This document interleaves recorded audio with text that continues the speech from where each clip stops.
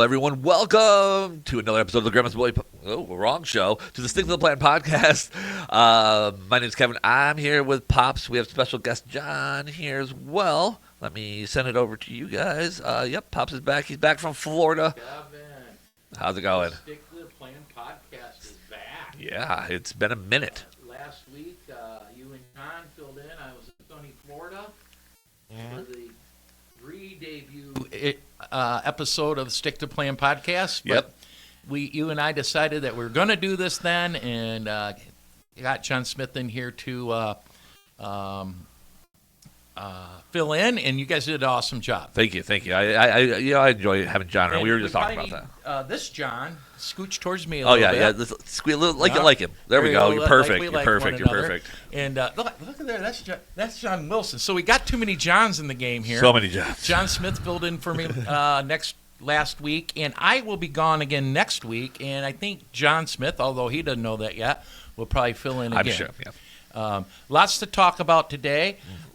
My debut guest for the new Stick to Plan podcast, and we call it new, and we'll explain here in a minute, is Jackson extraordinaire, bartender extraordinaire. Oh, you wear many hats, John. Mr. John Wilson. Substitute teacher. Retired. Kind of a former bartender. Okay.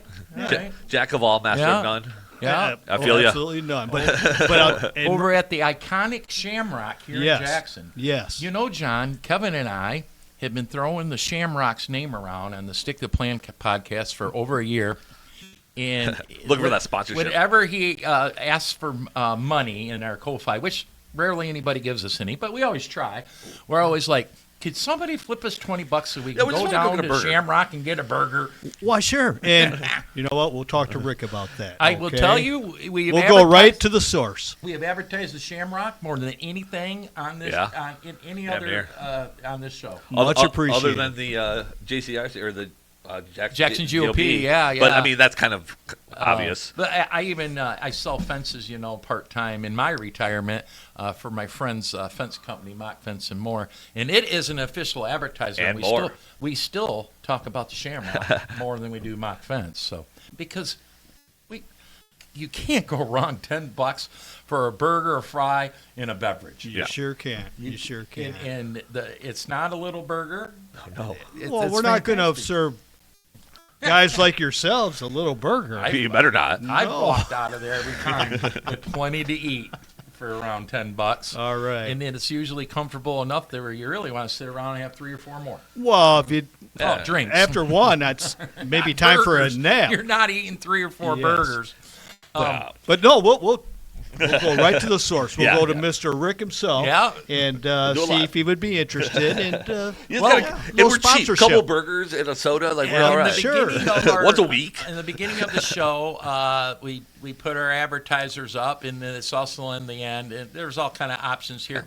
And, we've been screwing around kind of for fun, but informationally with the Stick to the Plan podcast. And I'm segueing into something here. So Kevin and I had been at this for about a year. 45 or so episodes at the time. Yeah, I think we're on episode 49. And we have this opportunity. We get great guests. We've had state senators, state representatives, and then Ryan Kelly, former candidate for governor, Jay Sixer, incarcerated, pardoned by the president. I was lucky enough to get him as a guest remotely. He had not been a guest on any other podcast. And we had internet issues. And I blew it. We had all kinds of issues that we've had all along. Our streams were always a crapshoot. And this one was bad. And me and Kevin finally said, we don't want to waste our guest time anymore, our audience's time anymore, our time anymore. We got to squeeze this into every day. And I said, we're going to put this on the shelf till we can figure out what to do. It costs money. It does. And then Kevin stepped up to the plate here and spent some money. Pops didn't chip in any for this. No. I didn't, really. This is a fantastic setup. I was here a couple years ago. Yeah, way different. And much different. Yeah, you were a candidate for mayor at the time. Down in the little room downstairs. Yes, yeah. I just want to make the announcement that Grandma's Boy Podcast Studio is Kevin's business. It'll be Grandma's Boy Productions. Grandma's Boy Production. He does a podcast called Grandma's Boy Podcast. Mm-hmm. He's been at it for a couple of years. But it operates out of the Jackson GOP office that we've moved to Suite 320. We call it the Trump Suite. The Trump Suite. It's an amazing suite, and there's a podcast studio. Kevin invested his money into the podcast studio for a small rent, and then in turn, the Jackson GOP candidates, list goes on and on. We can utilize this anytime we want. And so I'm trying to pitch that as we get swing into campaign season, which is coming up upon us real fast. The city of Jackson's doing one this year. We'll talk about that here in a minute. Candidates, political organizations, the Jackson GOP will ask for a small donation, or if you're a candidate and you ain't got no money, if it's to help a Republican candidate, we'll get you on. Don't worry about it. That's why we're here. We made this deal with Kevin. Today. So I also make sure to follow the quartering. I don't think there's another podcast studio for rent in Jackson. There isn't a professional one. There's a couple that are in like mom's basements, but nothing at this level. JTV, they've created a podcast space that Andy Hawley and Jennifer Scallion do a show, but it's not for rent. It's just for their show. I watched the show. Whatever. They've had some cool guests. It's different than their JTV shows. But so I think Kevin's onto something here for a podcast studio business. So, real quick, just to bring it up, I'm allowing them to anything they want to use for the from a political end, but any Rumble creator that's from the area, get a hold of me. I'm also giving you some studio time absolutely free. If you would, but you have to be a Rumble exclusive creator. That's Kevin's marketing scheme going on. Well, over there, huh? Trying to help Rumble out a bit. And, that's right. You're a Rumble guy. Yeah, I only do Rumble, and so if you are a Rumble only creator, if you do it on YouTube too, then you got to pay. Are you in? Are we streaming today on YouTube and Rumble? We're on Rumble for sure. YouTube is giving me a little bit of a fit. That's why I've been working on it over here. I do market that we do. But YouTube. It will be if it doesn't go up, I'll get it on YouTube. Yeah, okay. It will be on YouTube.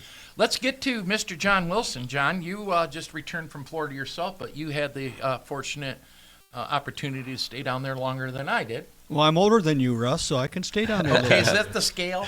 Is there a scale to that? My week to your 6 months? Oh, just under 5 weeks.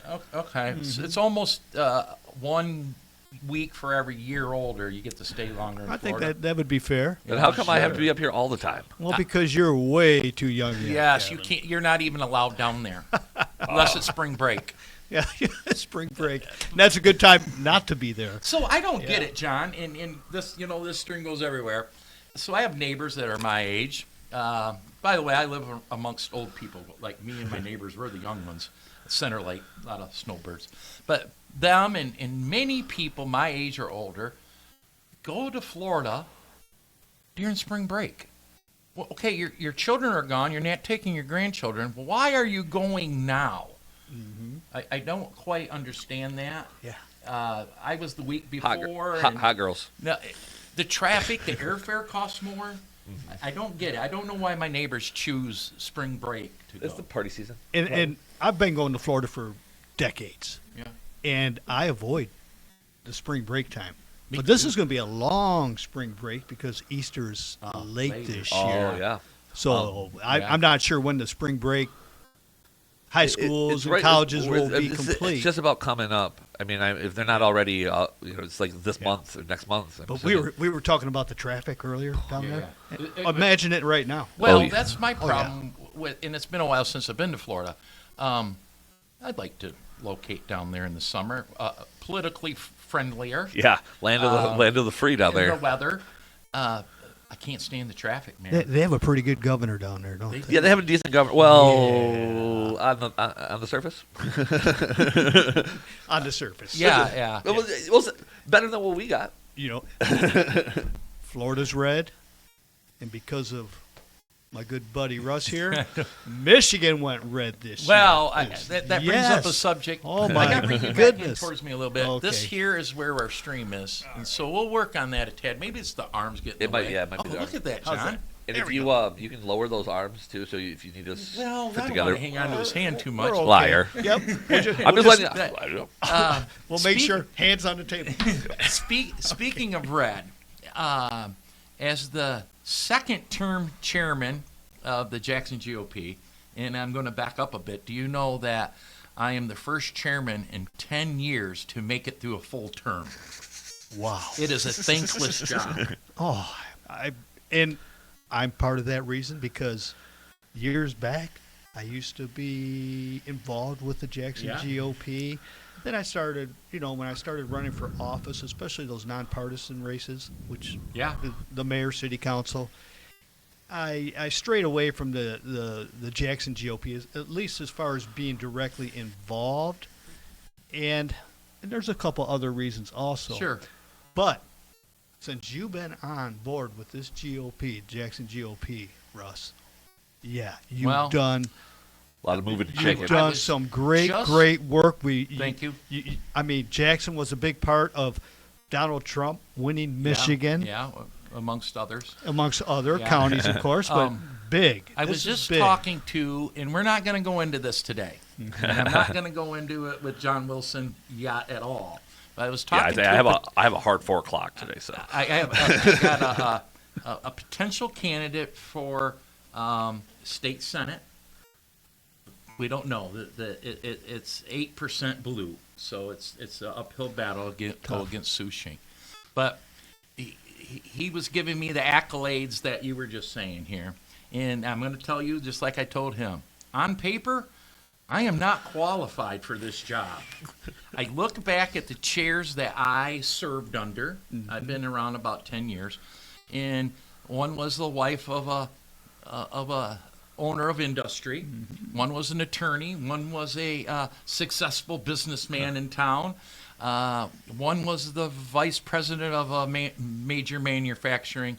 A booker, and a baker, I come from and the a candlestick background maker. of a different job every 10 years.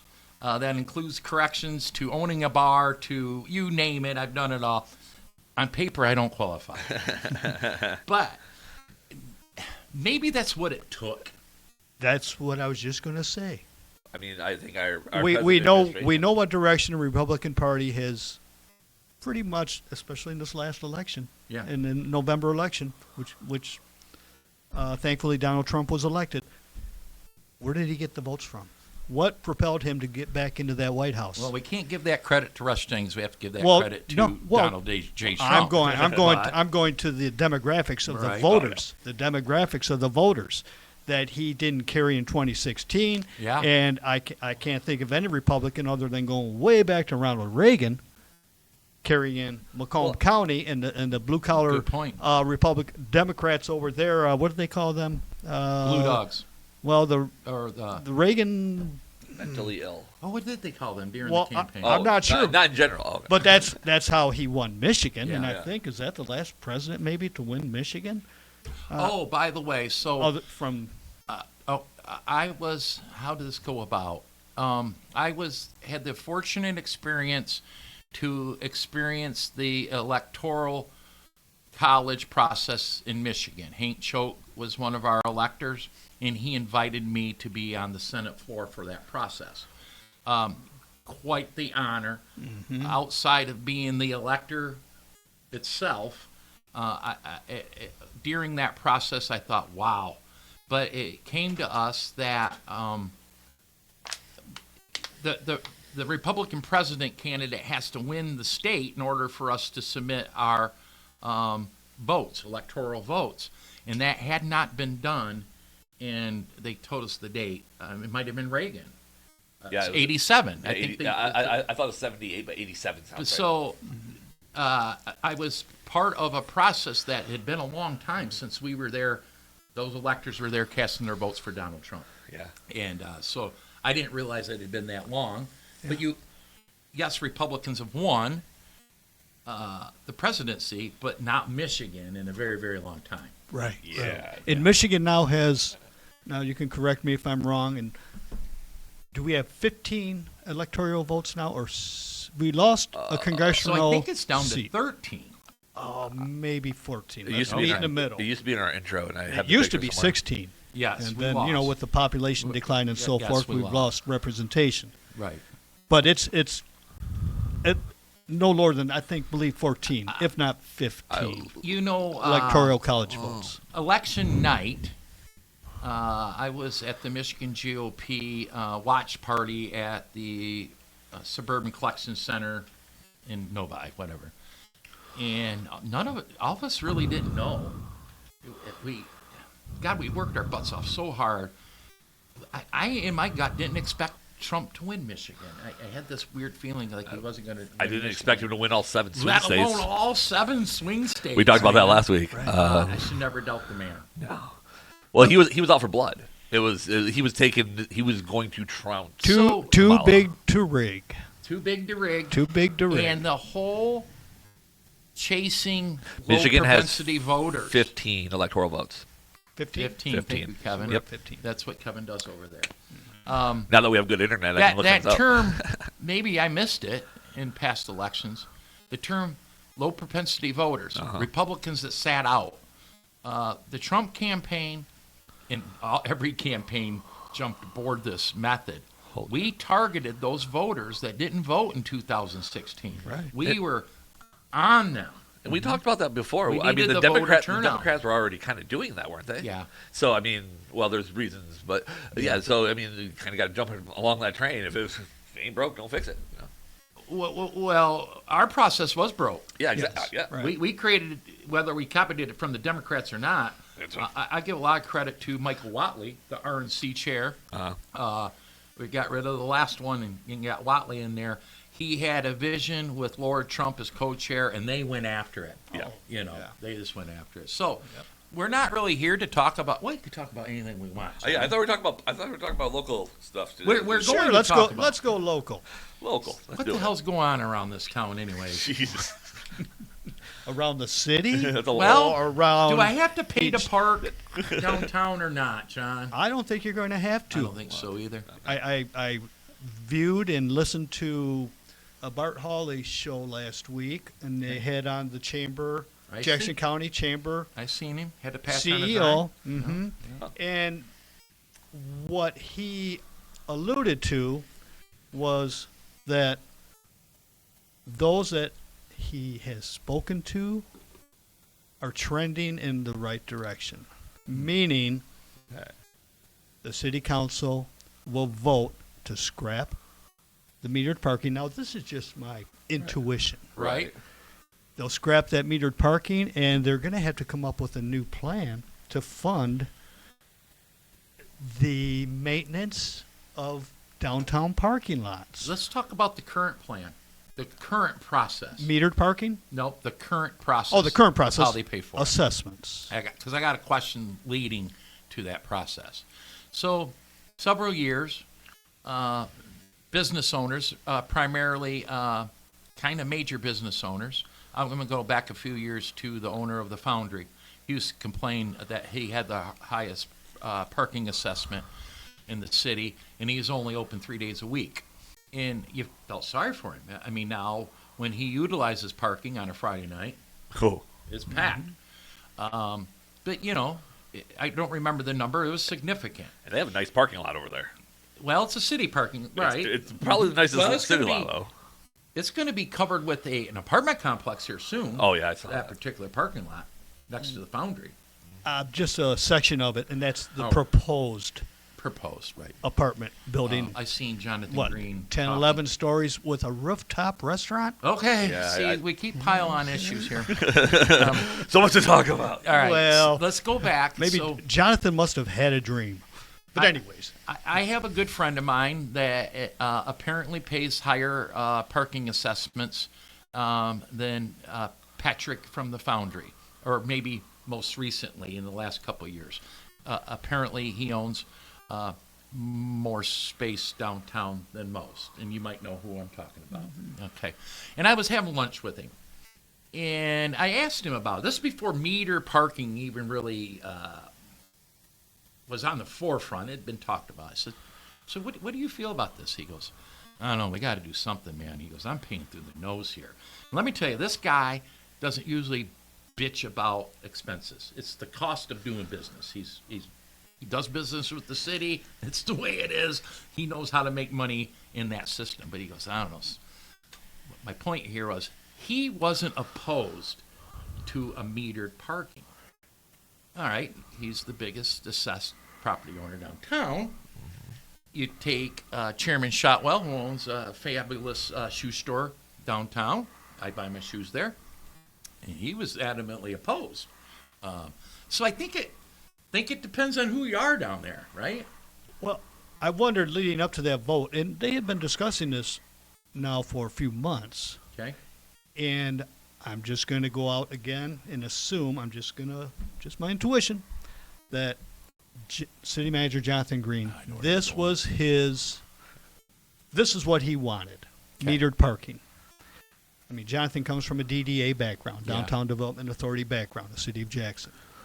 And right to where he's at today is running the city as city manager. We didn't hear any opposition from any of the business owners, with the exception of Steve Shotwell, owner of Miller Shoes downtown, Right. also the chairman of the Jackson County Board of Commission. Right.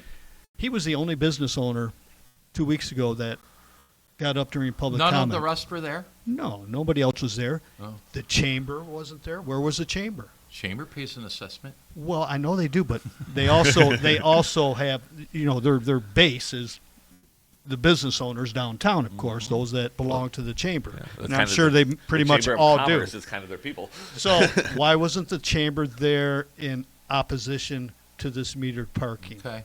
That's a good question. Well, I'm just going to assume because they were not opposed to it. They were in favor of it. Oh. Now, with the public backlash that has been a result of that unanimous city council vote, 7-0 Yeah. vote to install metered parking downtown Jackson beginning in July, there was such a backlash from the general public Yeah. Mostly public. and some business owners. then the business owners came out. Yes. Right.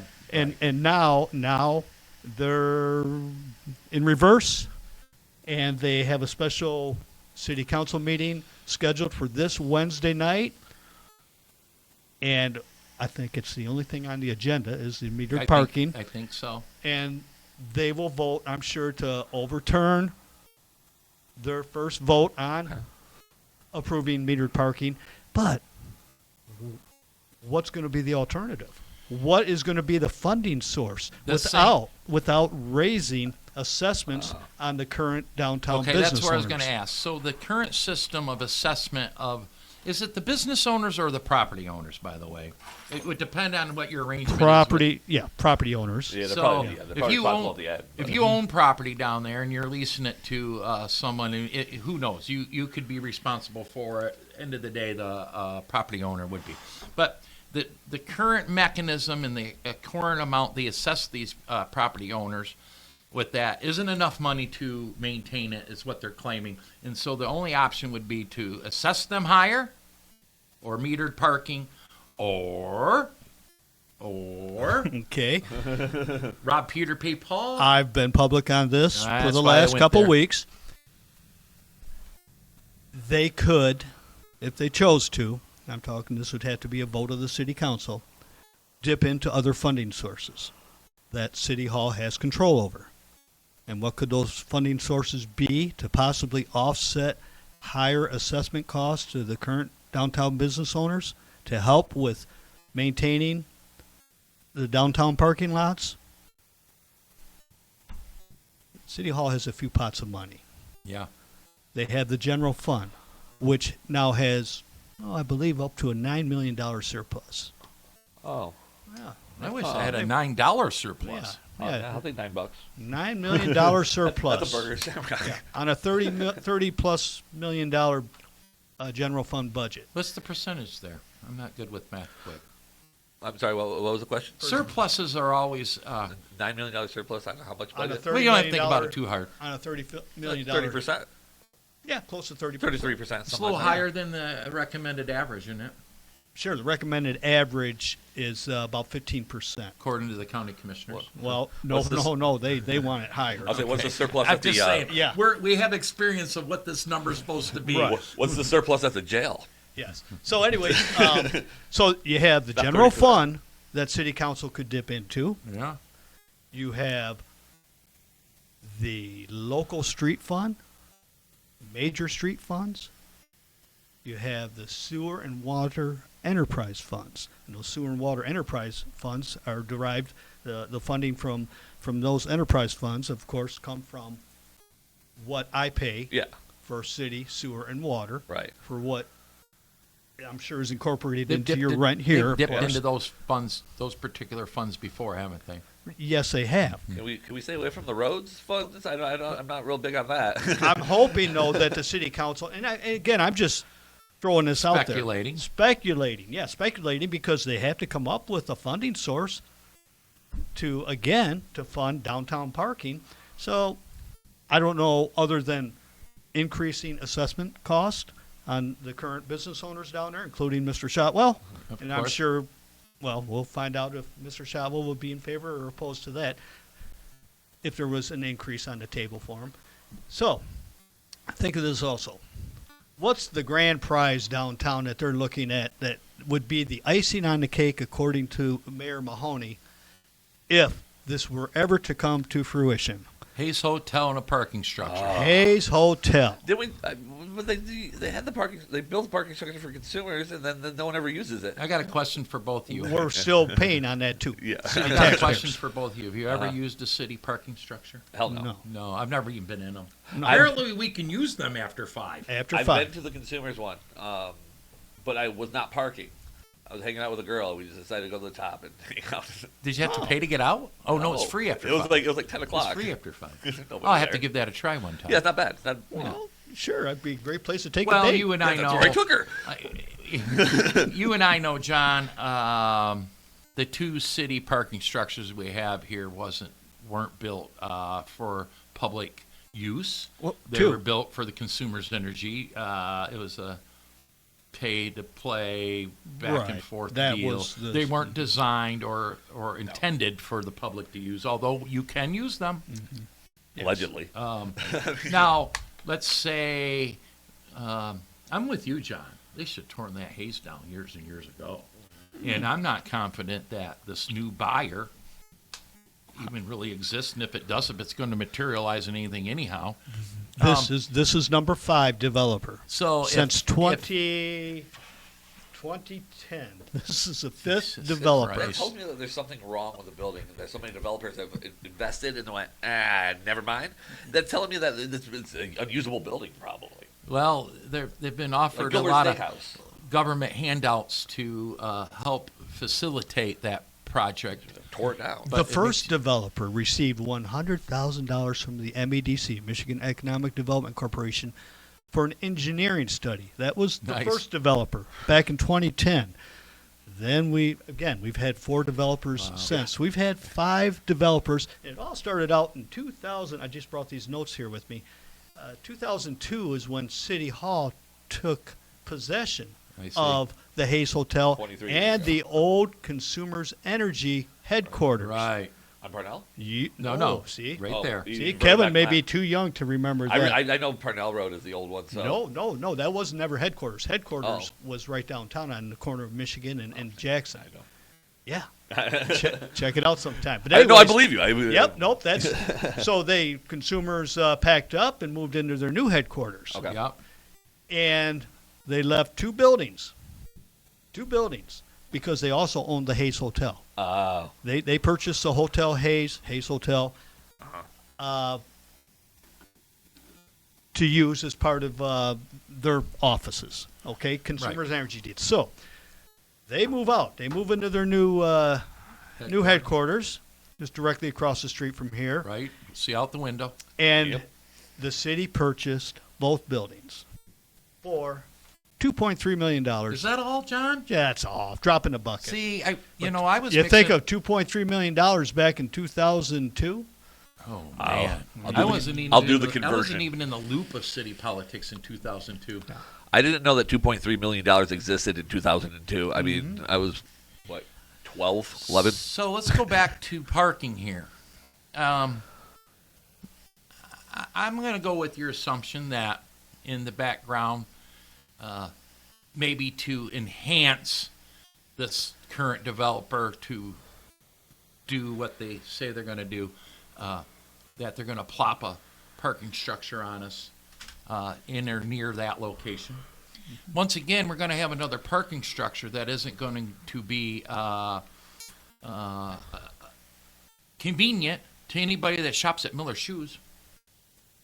Oh, Well, they'll still have their parking out front, Where of are they gonna course. put it? I mean, that's what. That's. There's maybe I mean, there's space, but maybe they dip into some of these funding sources you talked about in a big scale. Hey, we can fund street parking for free and build a parking structure if we rob Peter to pay Paul from this fund to do it. Wrap it all together. Is that where you're going, John? Oh, sure. Now, the city would have to borrow money, bond out to build a parking structure because those aren't cheap, of course. Those are multi-million-dollar How about projects. a private one like they do in other cities? Well, Well, you got to pay. why doesn't the developer build their own parking structure? I'm with you there. Why don't they tear down the Hayes Hotel and build a parking structure there? That's a great place, really. I'm thinking logistically. I've not been a fan of the Hayes Hotel thought process. I've been with you the whole way on this. We've been just pissing in the wind for a very long time. They've used it as a political tool. We watched Mayor Mahoney do this in his run for state representative against Kathy Schmaltz. Oh, we found a buyer, and we knew it was bullshit, John. Sure. We knew. Sure. He wanted that announcement. Didn't do him any good. Well, at that time, they had Jeffers, the previous developer. And they kicked them to the curb. They kicked them to the curb, and now we have the new developer. But back then, of course, that was used as a campaign You think that they're advertisement, photo op with Mahoney the and big check. was the it, big just check. tugging on heartstrings for nostalgia reasons, maybe too? The whole historic building kind of idea. Is that the problem? Okay, so or- a developer, any developer, okay, they're going to go after as much government money as they can well, possibly yeah. get. Yep. So City Hall is currently sitting on $4.5 million. That was the check, that big old check that they where'd that presented. check go? Well, it's Where do you sitting cash- in City Hall right I now. was like, where do you cash Oh. checks that big? So this new developer, I'm sure, will have access to that $4.5 Okay. million. Oh, okay. Okay. So that's a drop in the bucket on a $30 to $40 million project. They are also will, I'm sure, get historical tax credits because Yep. the building has been designated Is it historical. So those are federal dollars. And they'll get some more money from the MEDC, of course. And they will also be provided probably some brownfield redevelopment funds. I mean, Brownfield I'm sure the angle. list is Sure. The miles shell long. game Endless. of the brownfield. Yeah, the possibilities are endless with Okay. government funding. Okay. Now, my question is, are there a lot of banks in the downtown area? Not anymore. Well, yes, there are. Think of the credit unions, the Yeah. banks. Yeah. I'll tell you We have banks. I used to bank at CP, and they moved from downtown. Well, Okay. there's 4 or 5 different banks in the downtown. Now, I'm just being facetious here, okay? You're right. Yeah. With all those banks downtown, why doesn't the newest developer, Collier Gibson, Those guys. Yeah. yeah, why don't they go to a bank and say, hey, I need Like a local this bank, maybe. amount of money to finish this project up? What I'm saying here is, why do they always have to come to you and I, The taxpayers. the taxpayers? Because we're suckers. No, because City Hall. And is easy John, to- you don't have to be a city resident to be paying for these projects either. I worked in the city. I paid city You taxes. just talked about several options of pots of money that me as a Leone Township resident, or anybody in the state of Michigan, it's all of our money. Well, sure, these developments take place all over the state. Of course. It's the way we do business now. Yes, that's just how the MEDC does business to attract or retain a business, of course, is to have all these taxpayer handouts.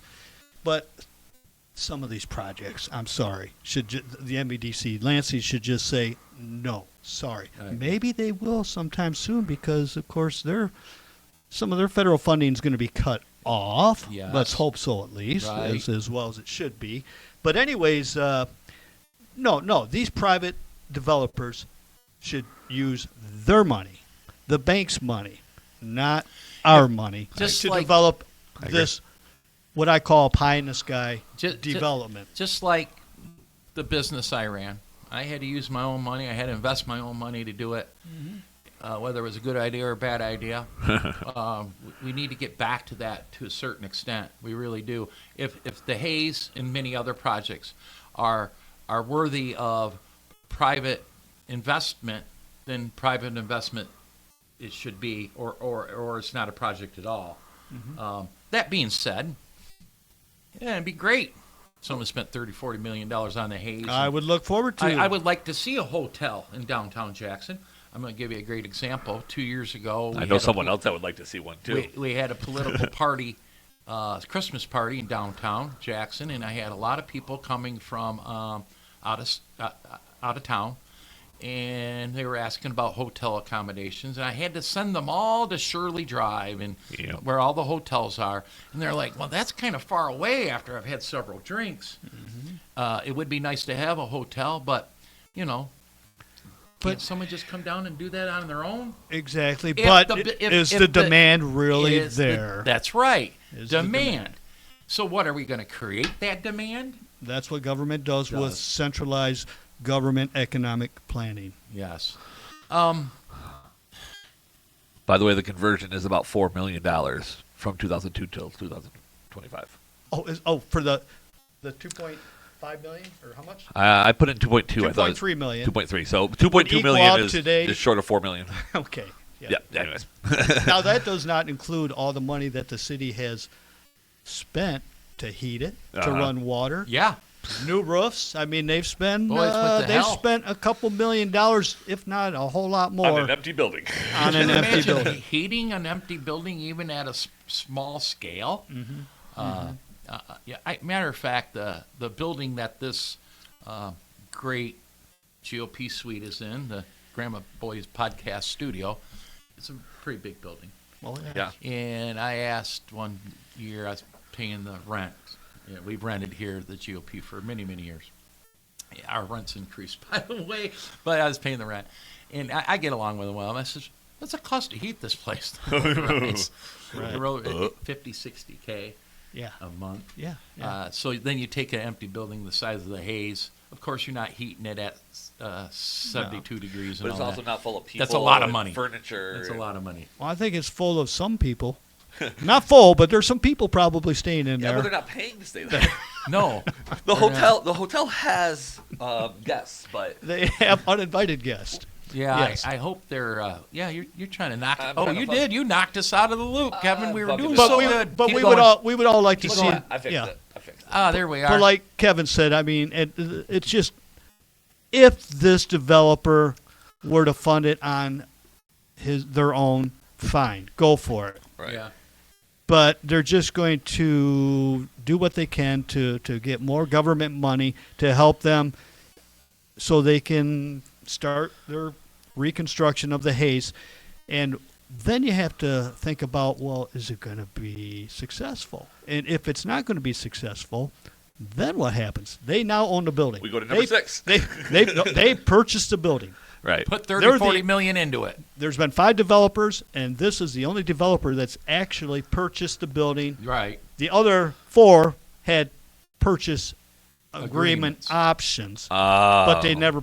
Well, they ran. So from do you think this developer putting their money where their mouth is and actually purchasing that property is a step in the right direction to where maybe this one will come through? It gives a better glimmer of hope. Well, And then- possibly, but this developer also, they're a very successful development company. They've got But do you know what they did before development? I just looked them up. They're professional athletes. yes, They're right. not the real estate guys necessarily. They're just guys with money. Okay, so they spent $25,000 to purchase it. That's a drop in the Well, bucket. you and I could have bought it. That's a drop in the bucket, I'm sure, to their whatever they have in I can their give them bank. $25,000. Okay, so they now own the building. Uh-huh. So they are now, I read the purchase agreement. They have to start paying property taxes and the utilities going back to January 1st. Okay. But what are the property taxes going to be? And I'm sure eventually, they'll get part of the inducements will be TIFs, Yeah. tax increment financing, So- pilots, payment in lieu of taxes, tax abatements. By the time that's all over and done with, I highly doubt they're going to be paying anything at all in property taxes. So the business of development, being a development company, isn't so much being a development company, is that these company has become They're investors. They're just a investors. business to, Yeah. they know where to get free money for their development. You got to realize that department that constantly angles that as their largest department. Yeah, they have a room full of lawyers. Their Oh, real sure. estate department and attorneys, and knowing where they can dip into buckets of money that municipalities have is the primary goal of a business like that. Oh, Wouldn't yeah. you say? I would have to believe so. Sure. Sure. It's the angle. That's not That- far off from what that goes my in- uncle does, actually. Right. Out in Colorado. And you know what? I good for them. Yeah. Right. You know, Get it where you can get it. I wish I was younger and smarter at the time. Then I get free money for development. When is all this downtown development going to filter out into our neighborhoods So so they're we trying. can get our neighborhood streets? Oh. I just drove here Yeah, from the west side over by Cascades. brutal. Oh my goodness! It didn't matter what I took. No. Probably 3 or 4 And different this time streets. of year, it's even worse, but it doesn't I matter. drive It down East doesn't Washington matter. every day. Yes. So downtown development. Going back to the Dig Downtown, back when City Manager Patrick remember that. Birch. Yeah, Pat Dig Birch. Downtown. And that was to reimagine that downtown, tear out West Michigan Avenue, and it is what it is today. A narrow street with your Yeah. different types of parking, Two-way all that around kind the of loop, stuff. All that. Anyways, Patrick Birch said during the discussion of Dig Downtown that the taxes they bring in from downtown development as a result of a new downtown, a thriving downtown, would filter out into the neighborhoods to help fix our neighborhood streets. Well, that has not happened. So during the dig downtown, I was an East Side business owner, and I used to mix it up down to city council with you. You remember? It's kind of where I got my feet wet. Let me tell you, get your feet wet in city politics. This Leone stuff. Especially the city. Bring it on. Are you blaming me for No. If you want to punch me, go ahead. No, Russ, just go ahead. I learned a lot off you, John. I've learned a lot off you and many others over the years. And we didn't always even agree no, at times. No. Whoa. And Still no. but I remember screaming, and we talked about him earlier in the show. I know a developer downtown, and I remember screaming, what about the east side?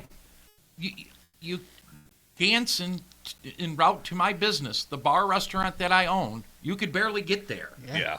And I'm watching them improve downtown, in my business, and John Niblo, and Rick Wilson, and all of us on the east side are like, hey, what about us? That doesn't even talk about the people that live there. Yeah. Down those side streets. Oh, yeah.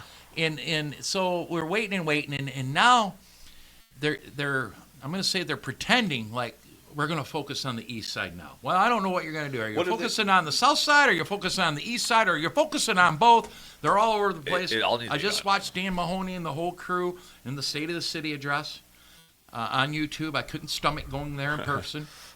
I went somewhere else. But I watched it on the YouTube. That was convenient. And I'm like, okay, I don't think you can handle both at the same time. If you listen to people like Dina Morgan, who's half annoying me right now, what happened to the South Side? Are we going to do the South Side? Well, Or are we going to do the East Side for Freddie Dancy here? Where are we at? Well, they call it the southeast side. Oh, they Across from redistrict. Cooper, where they're going to build this new. Well, you got to love it. They're purchasing land to build a supermarket or Yeah. grocery store. It needs to be done. But and they're going to have a developer build it. They've got a pot of money for them also to build a grocery store. More government incentives to do so. Then, but who development company? who is going to operate this grocery store? It's a mystery. That's a mystery. It's not even a mystery. They don't even know yet. They come up with So that's a mystery. Yeah. Build it, they will come. Definition of a mystery. we see beautiful renderings of the Hayes Hotel when that's supposedly going to Yeah. be done. I mean, wonderful renderings. Then we got the Yeah. newest rendering now of this grocery store. Yeah. We have renderings of MLK Drive that's currently being reconstructed here starting soon. They're going to tear up a perfectly good street. Actually, it's one of the better streets. Yeah, It's it's in one of the I better agree. streets, and It they're is. going to do what they did downtown. It's all called reimagining, and so they're reimagining MLK Drive, spending multi-millions of dollars to do so, and that just includes And the that's just construction. thinking about of it. the That's not street. even constructing it. Yeah, now they're also. You can get AI renderings for free on the internet. I can do one right There's now. constant build it and they will come scenarios. Yeah, but you have to build it. Okay. All right. So the renderings are nice. they're going to take the grocery store. I'm going to go back to the discussion of a Southside grocery store. This has been going on for several years. And you and I are mutual friends with a person whose family owns a small chain of grocery stores. They've had to invest their own money over the years into their grocery stores, okay? Their original spot or location was on the south side, wasn't it? They've had Not the original. they've had wasn't dozens. Frank's? Kevin, they've had dozens of locations. I know the original location. Kevin will I thought it was Frank's. Corey will tell you they've closed more than they open. It's the cost of doing business. It's Right. it flows. Frank's was one of the first. Right. I think the second. The Okay. first one, believe it or not, was back in the Yeah. 1800s, 1900, or early 1900s, downtown Jackson. Fabulous company. Yeah, no. I shop. I shop at Polly's, okay? I do also. Fabulous company. All right, but back to the point here. So my dad used to be the store manager at Black's IGA when I was a kid, firstborn. There's been grocery stores over the years, and they've closed. All right, the last one was Shop and Save. By the way, people where I are from didn't shop at Shop and Save; it was too far away. But they had awesome produce over the years. But they're all closed, and we're in a food desert. All we got is Dollar Generals and all this. We're in a food desert. Oh yeah, I guess so. My point's always been, if Kroger, the Kennedys, Aldi, any of these people thought they could be profitable Yeah, in that side of town, Meyer. they would build it. It isn't because of a bad neighborhood or anything like it. It has nothing to do with that. It's all about profitability. I think the bad neighbor. The Kennedys would They put is. one there if they thought it'd be profitable. Okay. Apparently, Kroger, anybody out there, we can't make no money. The traffic count's not good. I don't know. Whatever their problem is. And they've decided not to invest on that side of town with a grocery store. You're more profitable on the west side or wherever the hell they got them, right? Well, we need a co-op, right? Here's my concern. So now you're going to open a somewhat government-funded grocery store that's going to compete against the private grocery stores. Okay, I feel for people that can't drive from the south side to the west side, although it's only like 2 miles, to grocery shop. Okay, I feel bad for that. But should the government create a situation where they're going to compete against the private ones? The Kennedys over on Spring Arbor Road or over in Vandercook or any of that? I've always had a problem with it from the get-go. I think you're going to lose So, private businesses in other locations. In on a chandelier, the city comes and they make the people who are in favor of a co-op grocery store because they had a location picked out at Prospect in MLK or something, right? That's where our co-op's going to go. No. We're going to go over here at the corner of Biddle and Cooper. Oh, jeez. That is a better spot for a grocery store. Oh, sure, Cooper's It's right on Cooper, right? Downtown needs grocery. South side needs grocery. It kind of fits both sides. I'm thinking that's a perfect place, or not perfect, but a good spot, better spot for a grocery store. But you mean to tell me, back to what we've been talking about, mean to tell me it takes government assistance to even get this And that's just shoving it to down be your thought throat. of? Yeah. You know? There's no business like thought there. Is That's it just not shoving it down your profitable? throat. Is Hoping it not works. profitable enough to just invest your own money and build a grocery store? Apparently there? not. Because like you said, the Kennedys, Kroger, Meijer, someone would. Or they've done it, right? A Publix. They're saying, so far from what I've heard and read, is that they have a developer. Now, the Yeah. developer builds it. Yeah. But He do they doesn't have worry about the somebody business. yet to Yeah. operate this? He got to worry about the business. And He they built call it a beautiful grocery building. store. They don't call it a supermarket. Yeah. They're calling it a grocery store. Grocery stores are smaller than supermarkets, but maybe it'll be something in between. Whatever it may be, Right. I'm not sure, but Like a it's Walmart. going to be another government project. Yeah, to even get it off the ground. Sure. And it seems like a developer would say, that's a great spot. We're going to invest our money. But they're not. They wouldn't even be considering it if it wasn't for the government. They've handout. already would have considered it. I'm curious on what, like, as far as the studies go, like, what companies have done those studies. I'm sure that Oh, they have. those companies have. Oh, sure they do. They Yeah. do traffic. They do traffic that. counts. He knocked me out again. I'm going to keep doing that. I'm going to move it. We're good. Oh, now I'm gone. Okay, we're good. No, it's not. No, keep going. You keep talking. I'll Yeah. You're better looking than your dad, anyways. that's what they say. You're way off. Yeah, I yeah. haven't moved. I'm working on it. All right. I can't wait to. That grocery store is going to be right there. Yeah, right Yeah. across the street. So we go back to downtown. You'll be able to shop there after you leave. No here. one's even opened up a convenience store downtown yet. That's been talked about for years. Years. That was all part of the Dig Downtown. Oh, reimagine. The reimagined Dig Downtown. Uh-huh. And think of this now, okay? Now I'm going to go back to the Dig Downtown. Okay. They tore up West Michigan Avenue, and they It's now pretty have good. they not now better have a anyway. new street that goes through downtown. Looks nice. West to east, east to west. Looks very nice. Have some bars downtown. Have a couple restaurants, and those businesses down there during Dig Downtown, when they tore up the street and put in a new street, were not assessed a dime. None of them were. And this is one of Oh, that's right. this is one of Mahoney's arguments, saying, why should anyone on MLK Drive be assessed when those downtown businesses weren't assessed when they put in a new street down there? He's got a point. He does have a point. The fact remains, though, is downtown businesses should have been assessed for that new street. Yeah. So And you just go back as- to the downtown business, you're going to lose downtown business. Just as MLK Drive, those residents and businesses that are there and future businesses that they hope will land there, they should be assessed for their street. It makes Tell sense. that to anybody on the north, east, south, or They've west all side. paid for assessments. They've over the all paid for assessments. The city council will soon bring up for a vote to place on a ballot.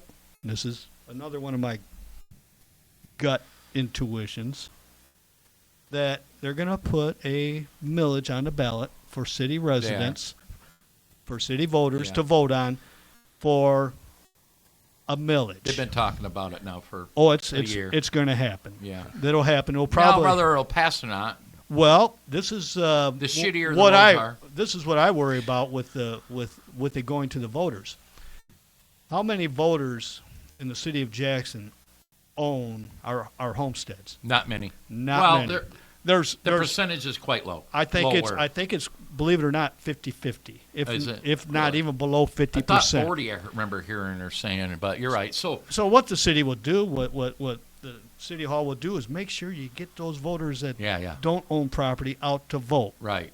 Get the renters out to vote. Yes. Not being short-sighted, not realizing that your rent could potentially go up. Yeah, but right now, they're all about the right now. Being a landlord in the past, I got to tell everybody, every cost that your landlord's property costs them, you pay. Yeah.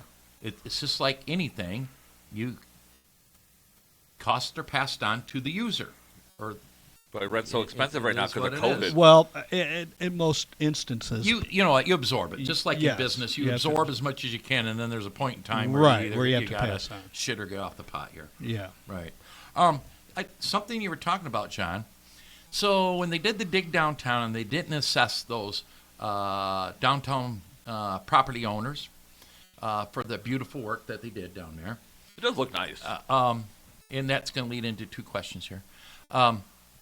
You can assess, but yet some of them are complaining about assessments, like we talked about parking assessments. Parking assessment. Yeah, okay, but we redid your streets and didn't assess you. Did the business owners forget that? Yeah. That's a simple question. Did they forget? Yeah. And let me tell you, I'm hoping someone doesn't watch this podcast. Well, it may have to be brought up during public comment at their next council meeting when they're going to forget. Now, I got a question for you. You enjoy downtown as much as I do. I don't get down there as much as I used to. I don't myself, but when I do, I enjoy it. But every one of them, I've had a few drinks in probably every place down there, one time or another. Always had a wonderful time. And I look back 20 years ago when there was tumbleweeds going through there, and the only thing was down there was JTB and Daryl's. Okay, now and Don's favorite store. Russ, I'm gonna have to stop you there if you don't mind. Uh-oh. I don't want to disagree with the host here. Okay. We've heard this he's a co-host. tumbleweed story. Yeah, I know. And honestly, I've been going downtown to socialize for a few decades now. I got to tell you, I've yet to see a tumbleweed. Okay, good point. I did not see a tumbleweed. And I also you'll get tumbleweeds. You didn't see homeless. You did not see the homeless that you see today. And I also had a very good time down there with those establishments that were there then, and one that is still there today. I'm going to go back in history when I was a small kid. My grandmother was a mixed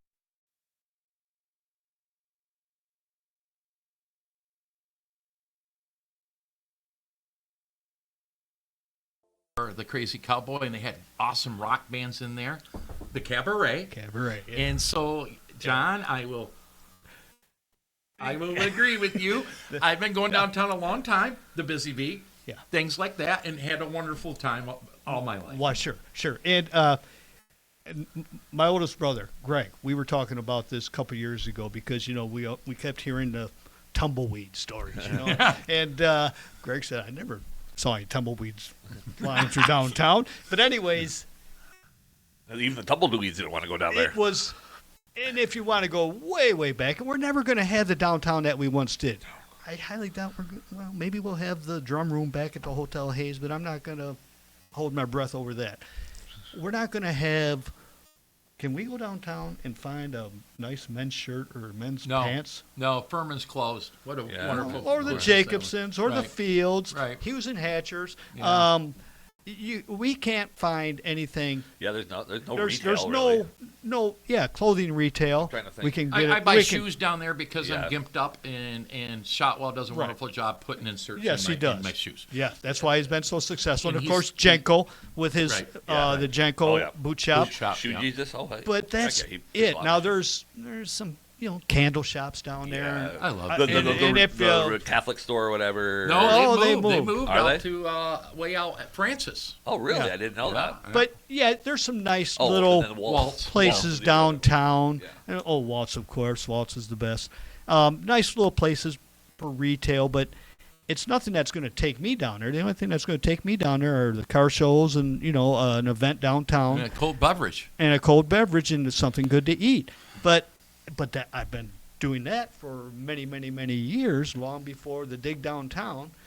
But anyways, we're not going to have that retail, of course. I got to ask you, John, your opinion.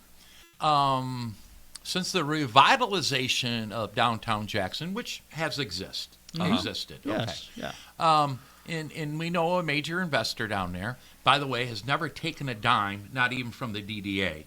He is quick to say, I don't want to answer them guys. They don't get their money. Yeah. Everybody else down there does. Maybe he should invest in the Hayes Hotel. But no, he knows that his own money. He knows that's a bad investment, or else he would. That's why he has to put a supermarket down there. But I'm going to go back 5-7 years. Do you think that it was more lively downtown than it is now? I think it's lost a little spark. Has it? Currently compared to what it was. I don't go out as much on the town like I used to, And so maybe Kevin, you would know. I was going to say, 2019, I worked. So that's 6 years ago. I worked at Tilton. Yeah. And that place, shoulder to shoulder every night. I think it still is. No, not like it used to be. no. I mean, it's still busy. It's Yeah. well, anything he touches turns to gold.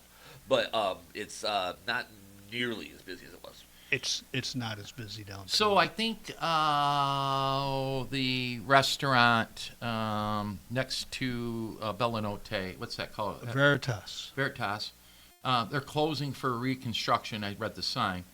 First thing I thought, ooh, something ain't good. Well, I worked for him too. I promise. He's hard headed. He's probably really closing for reconstruction.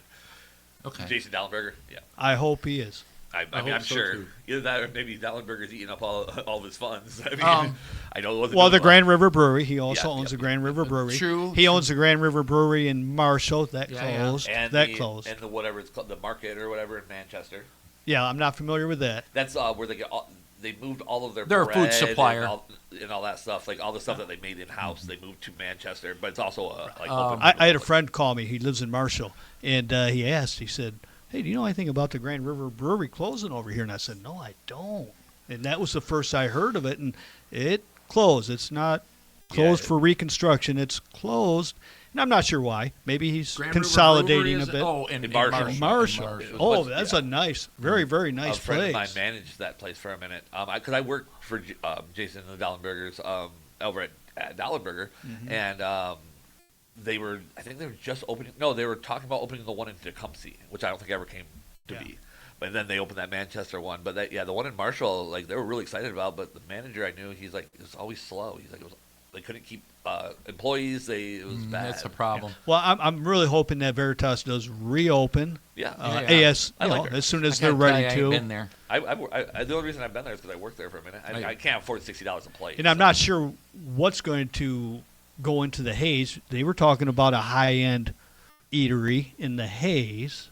This was the Jay Jeffers Yeah, developer was. Now, I'm not sure what the newest developer is going to have in there. He's going to have retail and I was looking some. looking up their website and it So- shows the haze, but it doesn't say what their plans are. Yeah. The city parking lot next to the foundry where there's a potential of a housing going in there with retail and rooftop restaurant.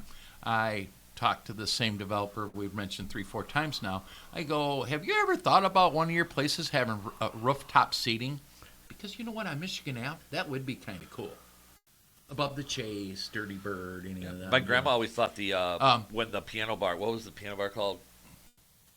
Or whatever it was. That was a hot dog place. Right. But my grandma Betty always talked about, she's like, it would be a great place for rooftop seating. So I asked him that, and he goes, "Oh, it's been on my mind." He said that what he would have to do in order to facilitate that and make the city happy, as far as safety, was more than what he wanted to jump on. But I've always thought maybe I don't know where that particular location. 11 stories is up pretty good though. Yeah, that's pretty good. Oh, that's up there. I think Michigan Ave, if you're 3-4 stories up above any of them businesses, what they're all probably 3 stories. That'd be kind of cool. Well, downtown. Well, here at the Commonwealth Center. I mean, upstairs. I mean, my goodness, You it's know, a they've got- great, fantastic Go look view. out the windows here on the 3rd floor. Yeah. You No, know? it's very easy from here. Sure. I'll give you a tour when we leave here. But a lot of talk about downtown. All of us are born and raised Jackson people. So I live just 3 blocks from where I was raised. Yeah, I'm still in the city's 6th ward in the county's District 8, 8th district. Yep. I always say I was born and raised. I never left here for longer than a vacation, which is one of the saddest things I can tell people. Well, I did leave here for a few years. I and- never did. Yep, for work, but Yeah. yeah. But I'm back in the Cascades, Queens area. yeah, I've been back for many, many years now, but right. yes, yep, it's still a good area. It is a good area. Well, you know what?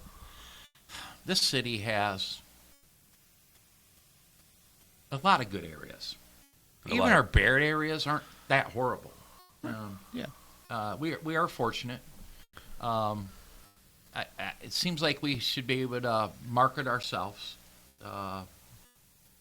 It's unfortunate though because the city now this is okay. You know we've been designated by the federal government a disadvantaged community. Okay. And when you're designated a disadvantaged community, you are then eligible for much more federal funding. I'll say money. there's got money For involved there. now. Right. Yeah. Who And knows what so I Doge is have gonna to do. wonder sometimes, and I do, with the new apartment housing complexes that are about, Right. they're close to being finished. Yeah. Blackstone and Greenwood. Yep. Those are going to be for low to middle Yeah. income. Yeah. They call it workforce housing. That's all they do. It's subsidized. It'll be subsidized. But, yeah, it's too bad we just can't construct more market rate housing rather than Right. subsidized Right. housing. Well, because I think this goes back to what you said. How it's not has nothing to do with a bad neighborhood. I think that does play into it because I lived on the south side, like Morel and First, pretty much, right there next to that school, and I would walk from my apartment there to Tilted when I worked there, and it is like night and day when you cross Washington. It's almost like that whole side is forgotten, and I think that these people building these apartment complexes, the reason it's not market value is because it is a poor neighborhood, a disadvantaged neighborhood, and they know that they can't fill it full of market value. I'm going to give you a good example, and it's not in the city. So my wife is in affordable housing. She works for a very large statewide, multiple state property management company. And the property that she manages is for seniors, 55 and older. Right. And they don't like to use the word subsidize. It's tax credit. But it's the property where the West Side Myers is. You have the Meyer, the library, and then there's an apartment complex, kind of hidden back, quiet, nice little property there. She's been the property manager for many, many years. Prior to that, before we bought our business, we put our careers on hold. She was like a regional mini property. She's like, I don't want nothing to do with that. She's getting a nice little cushy job over there. Yeah. But her owner, the owner of the property, you got to realize the owner of the property hires management companies to run them, is how this works. Has been in this tax credit game for 25 years. Developers grabbing money. Okay? And he did. He is eager to get out of that system and go to market rent. Okay, eager.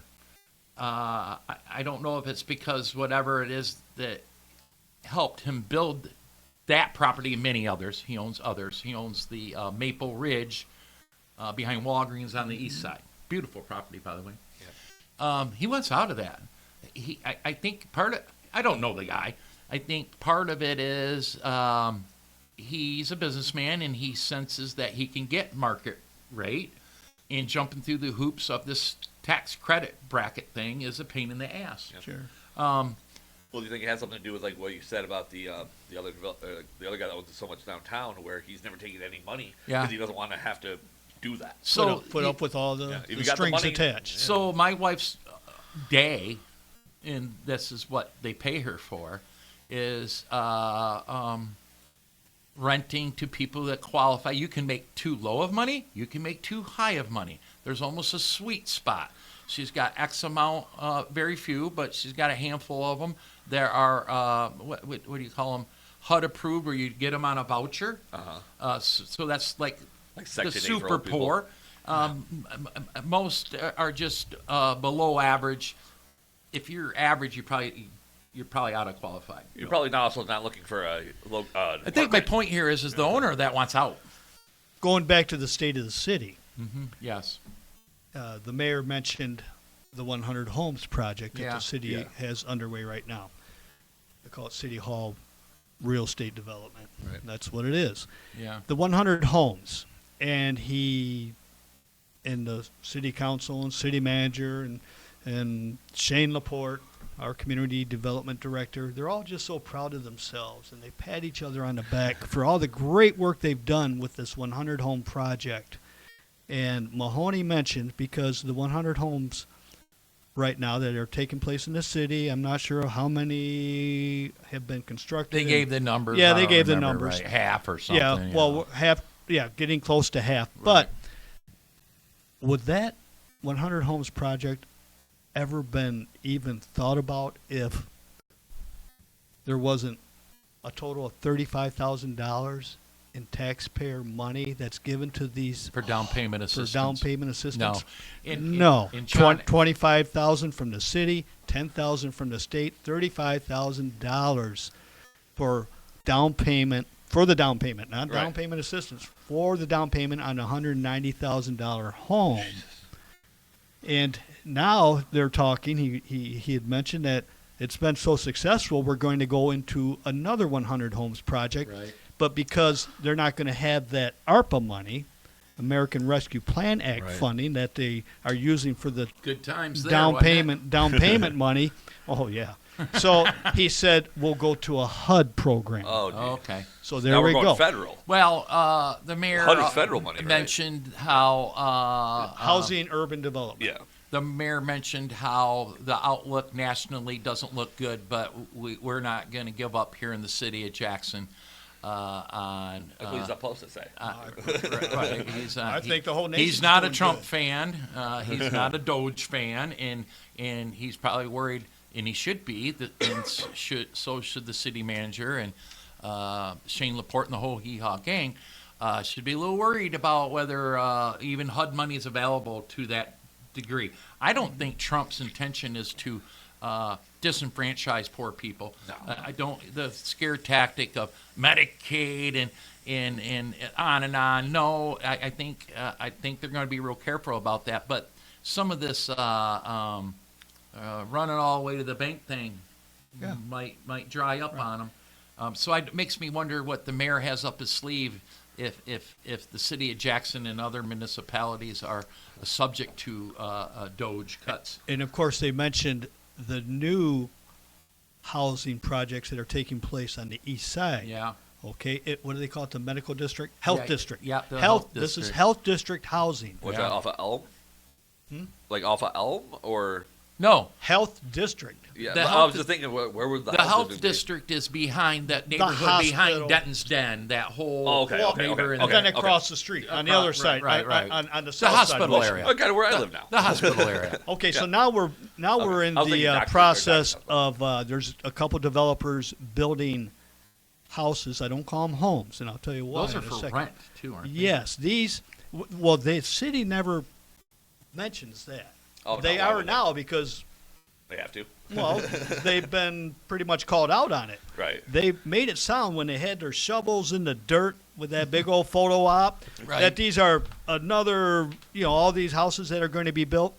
This developer, this is their forte, is they build these houses and duplexes, Uh-huh. and none of them are homesteads. They're all going to be rental units. That's right.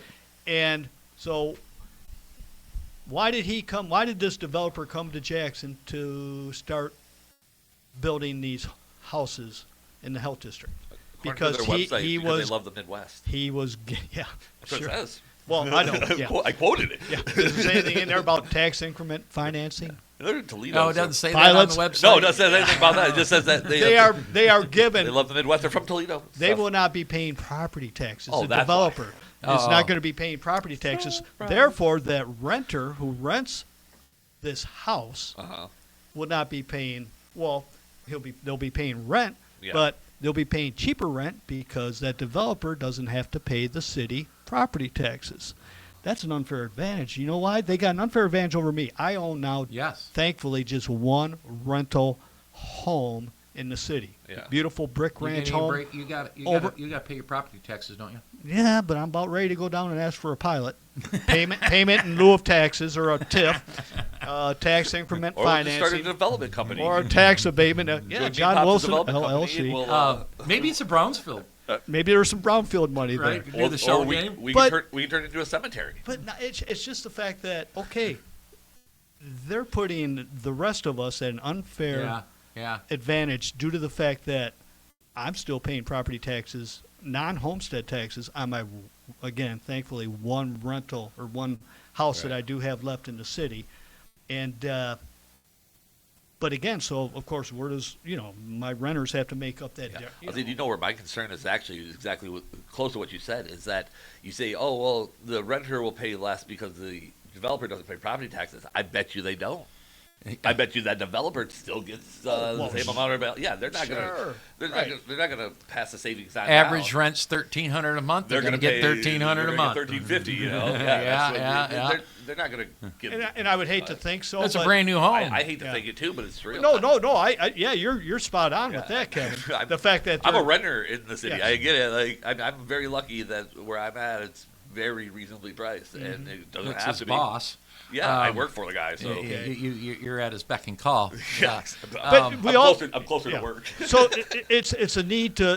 They call it a need for this housing crisis, but I think this housing crisis is more manufactured. It was created. It was created. I don't know if we really have. We all lived through all the demolitions. Yes. Yeah. Do Yeah. we really have a I remember housing 2008. crisis? How many did the demolition over the course of years of the Pat Birch days? How many did the I demolition? think 900 up to 1,000, maybe if not more. Susan Murdy, who's no longer around here anymore, she used to have that number. She packed up and left. She got the hell out of So here.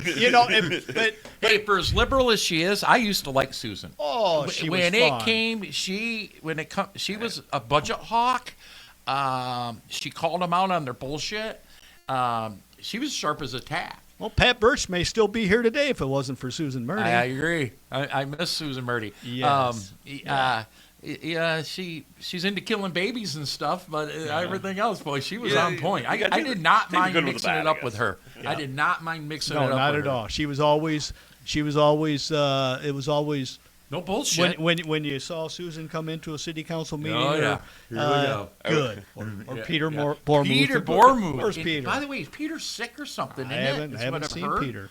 You know what? I hadn't seen him We're, either. we're losing one by one the part of the peanut gallery. Oh my God, Peter was always on point. Yeah. And many commissioners and some city council, but a lot of commissioners hated him because of Well, he his sued the county. atheist stand. But Yeah. the guy was on point, man. He was on point, It makes me wonder how many times and he'd call out both sides. Yeah. But like there'd been a city council meeting and they see one of you guys walk in and they went, "Oh, son."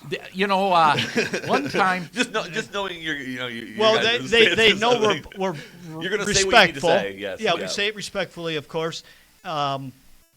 Whatever our opinion may be, Yeah. and it's not. I'm not always there when I do go in front of the county commissioner, city council to dog them out. No, I give them accolades when they're right, due, when deserved. when deserved, How often sparingly, Is it sparingly. But And you're close with a few county commissioners, but you'll call them out when they need to be called out. oh, I know, Someone- yeah. right to the point where one wants to fight me. Right. You know, I don't want to mess with that guy. and I'll go back to John. we got your back, John. John, when I know who it is. bought the property in the Oh, city. we're buddies. We're buddies. When I bought the property in the city in 2012. Prior to that, I would dabble into, at the time I was in Napoleon Township, I'd go to an occasional township meeting, maybe every now and then a county commission meeting. But I really got my feet wet at City Hall. Mm-hmm. And it was people like you and Susan Murdy and Peter Bormuth and many others. Oh, who's the guy that owns all the properties? He lives out in Pleasant Lake. He's I know. Yeah. another one. Can't think of his name. There was several of them. I got my feet wet with a group of people. When I sold that property in the city, I was happy that I'm not mixing it up in City Hall anymore. Mm-hmm. I do miss it at times, and boy, you what a place to get your feet wet. Well, sure. And as long as I have financial interest in Yeah. the city, and I do. I live in the city, and I have a rental home in the city. Yeah. Oh, to go back to homes and houses. Why I Yeah. call these new houses being built over on the east side houses? Because they're rental houses. A home is a home. A home is where Something you own, something you right. you take pride in, and most renters unfortunately don't take pride in them. And, I mean, Yeah. we know that, and if you own rentals, you know it too. It's Yep. punching holes in the walls and not Are caring. we off? No, did- we're probably on did the I push a stream, button? right? Yeah. Oh Okay. no, we're still streaming. I must. We were enjoying my- looking at ourselves, me and Here we John. go. There we are. We're getting close to Yeah. a time, and I'm going to make an announcement here today. As if you don't know, and many do know, I am a trustee in Leone Township. Oh, Took me many years to get there. Me and that board get along. We have an issue coming up in April. Our longtime building inspector and zoning administrator is retiring. Okay, everybody's great. We have a township administrator who I've always been an advocate for a township administrator out there. Just because a supervisor gets elected don't mean they're qualified to do the job. Not saying that the current supervisor is or isn't qualified to do the job. I want to be clear there. So I'm not usually an advocate for administrators, but I always thought, yeah, you got a lot going on. All right. But anyways, on the agenda, from what I've been told in April, is to contract the city to do our building inspections. oh. The phone starts ringing. I know nothing about it. I'm in sunny Florida. Russ, what the hell's going on? You know, I'm like, I don't even know what you're talking about. I make some calls. Yeah, look, I guess this is on the plate. Well, a lot of it's got to do with landlords in Leone Township thinking that eventually we're going to have rental inspections. Out the gate, no, that's not the case. We would have to change our ordinance, but I do know there's a slippery slope. I made it clear to the administrator and the township supervisor and another board member in separate conversations that I'm not comfortable with this. In owning, I've never had to pull a building permit in the city. I'm not a contractor, or I'm not that type of guy that puts additions on my home. But I have dealt with the city on the rental inspection side of things. But owning a bar and knowing the city, I've never once had anybody say that they've enjoyed their experience with dealing with the city of Jackson. So why on earth are we ever going to go down this road? Have you ever heard anybody saying, I really enjoyed dealing with the city of Jackson? and apparently now, according to one city hall official, that they've turned that page. And I heard that in the yes, city. and you know how they turned that page? They all went out to sunny Southern California for training. Oh, okay. And to learn how to deal better with the public. And some of our In California is where they decided to do that? Oh yes, of course. In the school of Newsom? When you're not paying it out of your own pocket, you might as well go somewhere really nice. Yeah, you might as well go. So, anyways, they Yeah. supposedly this training module, this program. I just heard this. Yep, taught our city hall officials to be Easier to deal with. easier to deal with the general public and so And forth. so, not only the city's now Leone Township's going to be that test rat for that. Well, first of all, The sucker. if our city is sending out inspectors to Leone Township, does that mean the cost of my rental inspections is going to go down? So You it's know the got answer to nothing that. do. All right. As you know, because now they're going to be bringing in money from Leone Township, so that should help at least maybe reduce the cost of my rental So, inspections. by the way, it's gone down over the last couple of years. Rental inspections? Yeah, that's what they no, say. they just spread it out. They just Yeah, give you yeah. another year. It's a slippery slope I'm not comfortable with, and I'm not going to be comfortable with. I brought up to a city council member in conversation.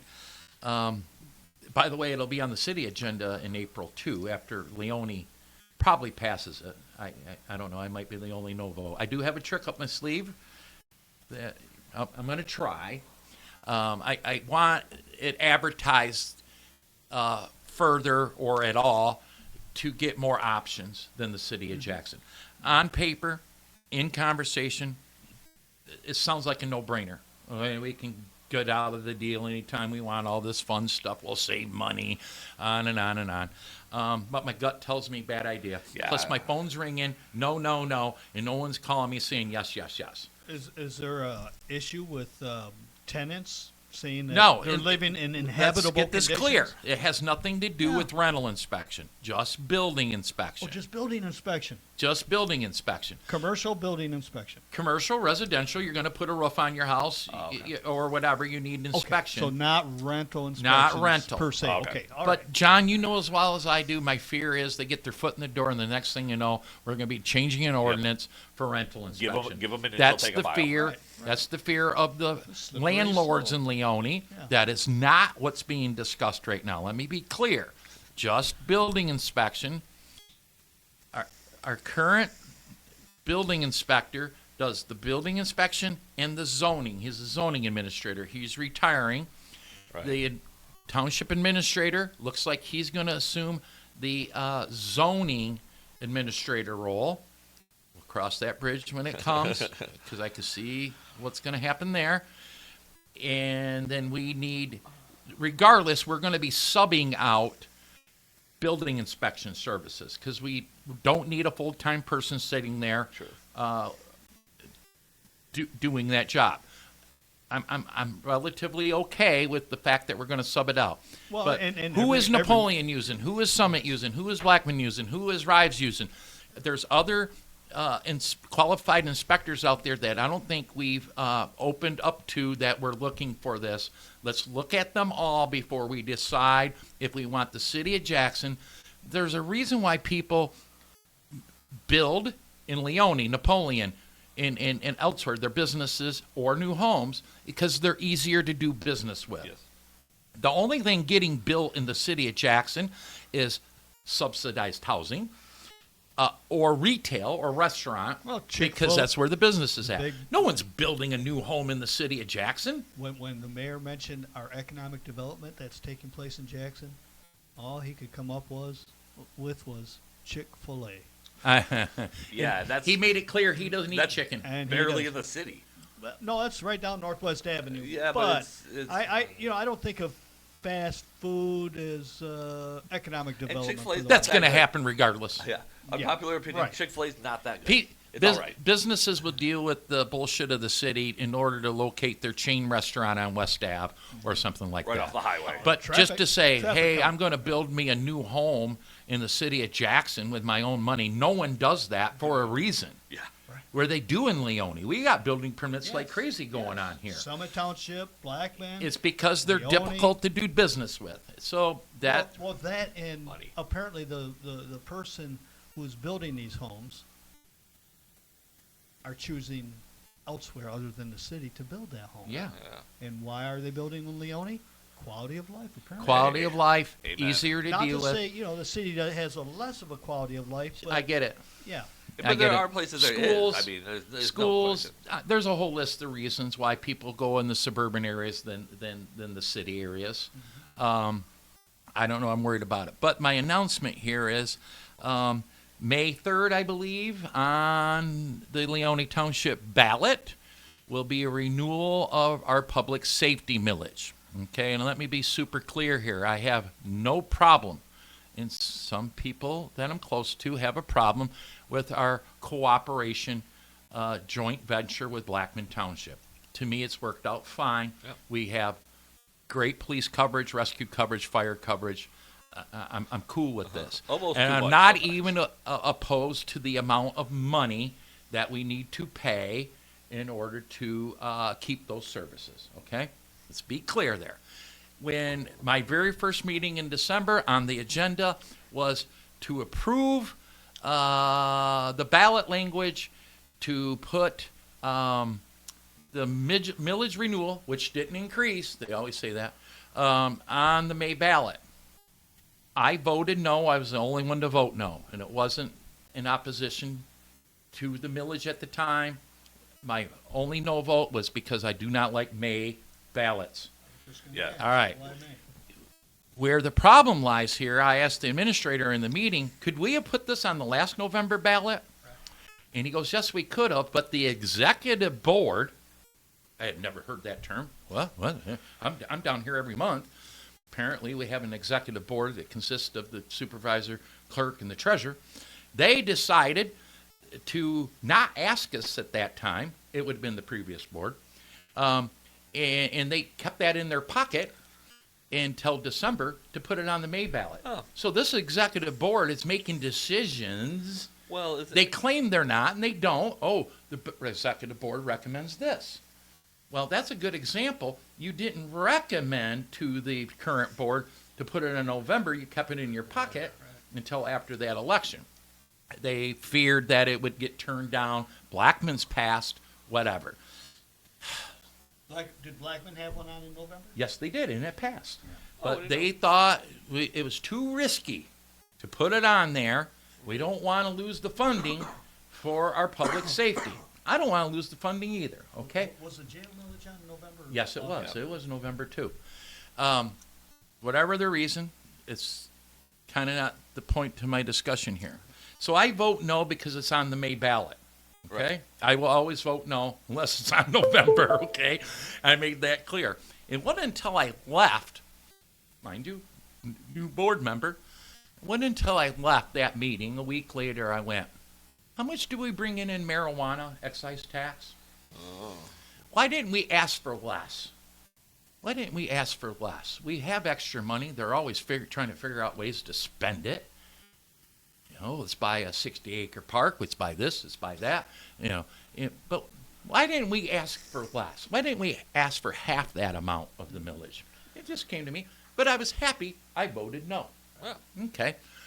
And going through the motions, I missed the last month's meeting. Apparently, a citizen who was often there brought this, what I just said, up. Why are you guys always looking for ways to spend this money? Why didn't you ask? Why don't you cover the cost of public safety with the marijuana excise tax money? My point was at least ask for half. Pay for half of it with that. We're always trying to figure out a way to spend that money. So And you bring up a park, a new park. That is 68, non-essential. beautiful. very much non-essential. Public safety, essential. You can't even drive on the roads that get you to that park. You really? It's bad. That's a whole That- new that ball road is game, a bad. pissing match between the county, the state, and the townships. But why? But we have to pay for that pissing match. That's what really That's irritates right. the hell out of me. But I just want to throw out some statistics here. Uh-oh. So, the cost of the public safety millage is going to cost $821,391 a year. Okay. Okay, 800K. They're going to bring in 800. Yep, that's what it costs us to maintain our public safety. Sure. Okay. $821,000 a year. We bring in $698,000 in marijuana excise tax. Right. Oh my God, which brings a difference of $122,000. We're only short 122. I'm not saying we take all the marijuana excise tax. Can we take half of that? Sure. It went up. It's increased. What's the millage? The Yeah. percentage? 1.5 mils. That down to 0.75. That's my point. Could we have thrown us a bone? Just like the county commission could have done with the jail. They're constantly trying to figure out a way to spend our windfalls of money. This is a windfall of money, people. Yeah, that's a Leone lot- Township. that's a huge We, amount of we, money. we rake in more than any other municipality in Jackson County. We're the home of marijuana. I want to talk about marijuana real quick, though. We used to have 3 full-time marijuana enforcement officers. Luckily, the head of that, Sergeant Stowe, came to us and said, guys, there's been less medical marijuana applications. We don't need 3 guys. Blackman can absorb this guy on road patrol or whatever. Thankfully, he came to us and says, okay, that's a different pot of money. I think it's $5,000 per application per year on every marijuana facility, whether it's, people get confused. It's not all the dispensaries. There's grows, there's testing labs, there's delivery, there's all this crap. They all pay $5,000 a year. We use that money for administrative needs to operate Right. a marijuana municipality. There's been a reduction. Let me tell you, though. So that tells me, and I've read articles, the marijuana industry is declining. Okay? The market is saturated. That's right. But the excise tax is always going to be the same and always increase because usage has increased. So you're going to see marijuana industry shrink. But people are still on an increase, going to run to the dispensaries, whether there's one of them or 10 of them, Right. and buy marijuana, and we're going to levy that excise tax. The excise tax is what you get from the dispensaries every time someone buys marijuana. Right. So we're at 821 for 2024. I don't see that decreasing, No. because the first thing you're going to say, well, that might decrease. We can't count on that. It never goes down. Demand will increase. The demand will increase. Now the tax is less because the product sells for less than it did. But so I think it makes up for itself. It's whatever percent. With the amount of dispensaries currently, Yeah. including Leone, City of Jackson, Yeah. wherever else they may be, I'm sure we're looking at lower prices for the marijuana. Right.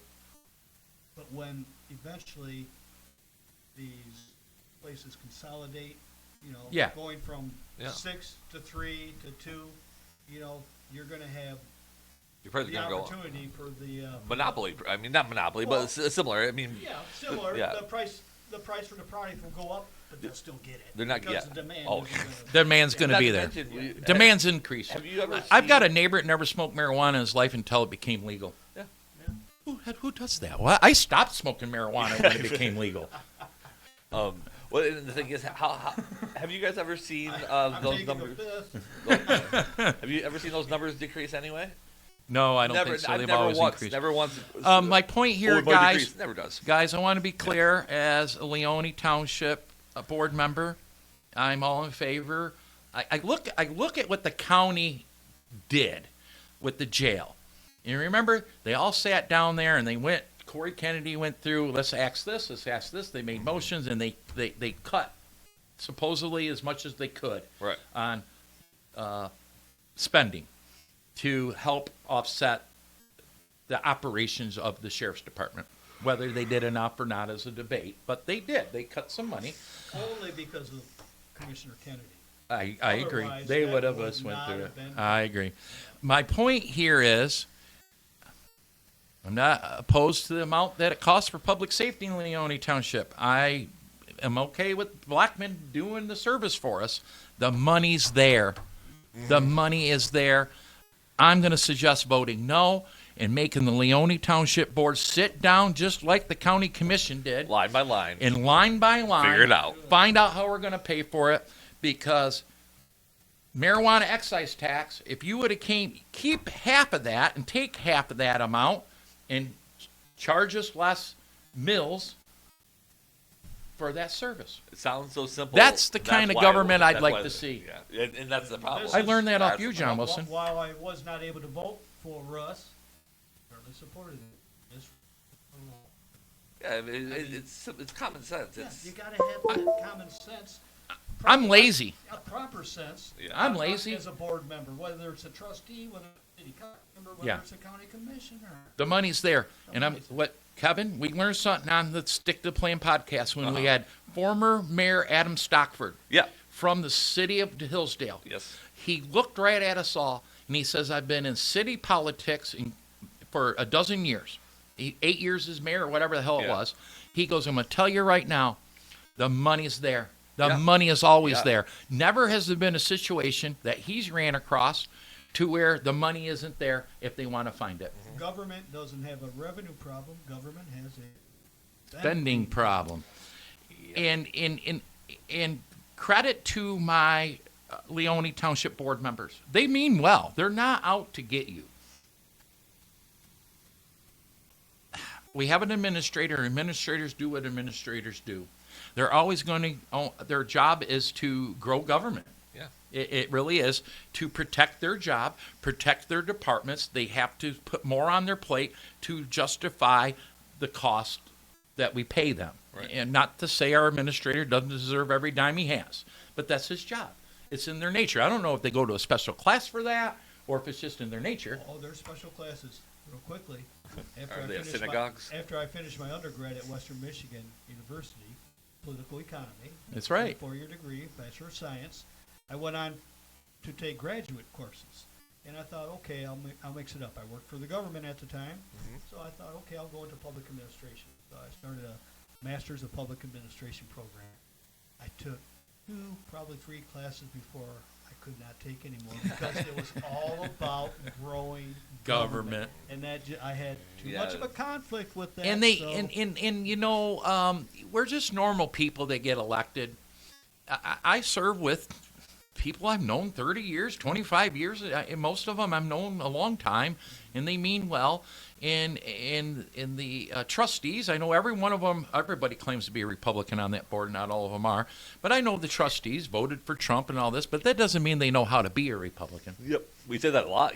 I've seen that a lot. The money's there, guys. I agree. hate to be that guy. I'm going to announce it right here. I'm going to make it clear at the next meeting after I fight this whole building inspector thing. I'm going to make it in my report. I'm going to suggest no voting on the May 3rd public safety millage and make us go back to the drawing board and find the money. Come Figure back it out. in November and have a lower amount. Lower amount. Period. And guess what, Russ? I bet you'll succeed with that. It'll figure out. But it's going to be such a low voter turnout in May. Yeah, they do that on purpose. Right. Of course they do. It's sneaky bullshit. They get 8% possibly. Kevin's got a hard 4 o'clock out. I guess we got to wrap this up. All John, right. there's got a never menu delivered. enough time to sit right here till we're done. There's never enough time to discuss everything, even in an hour and a half. I do have some quick announcements, Kevin. You know I do. You're fine. And I Go want to say ahead. quickly also, it was an honor to be Thank here you. as your first guest. Yeah. We're back. I hope this was an awesome stream. It felt better, I Kevin. think you are our first guest anyway. Yeah, you and Shane I think you Trader. are our very first guest ever on the show when we were downstairs. Oh, no, I don't. Well, maybe Yeah, I was. think it was Him and Shane came in on the same day. Marcy. No, oh yeah, and the stream went bad. Didn't go well. But anyways, Okay. continue. Yep. Tonight, right here at the Jackson GOP headquarters, the beautiful Trump Towers. You got to come check it out. Suite 320 of the Commonwealth Commerce Center. It's a beautiful facility. Thank you to donors and the Commonwealth Center for allowing us an opportunity to rent this beautiful space. But tonight is an event. State Representative Postumus, it has a constitutional amendment on proof of citizen. It's election integrity. You need to prove that you're a citizen to vote in Michigan. It's a constitutional amendment that he's pushing, and he's got a statewide tour, and he'll be here in Jackson at 7 o'clock tonight with that presentation right here in Trump Tower. Great opportunity to come check this beautiful place out tonight at 7. Let's jump to April 10th. April 10th is another Under the Oak Speaker Series. Our guest, Ryan Kelly, former governor of Michigan, Ryan Kelly. He was leading candidate, Yeah. former candidate for governor, Ryan Kelly.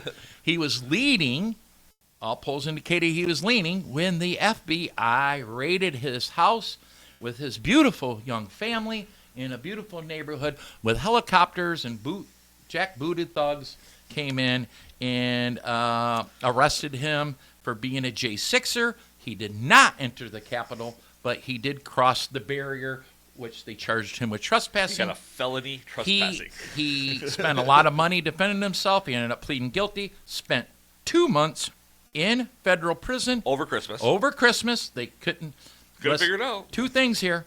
They could have called him on the phone. He would have turned himself in. They didn't have to raid his house. Right. And another thing, you got 2 months. They did that to punish him and his family over Christmas. Yeah. Anyways, he's since been pardoned by Donald Trump, although he had to serve his time, but he's been pardoned. He will be our guest April 10th, 6 o'clock, right here at the Commonwealth.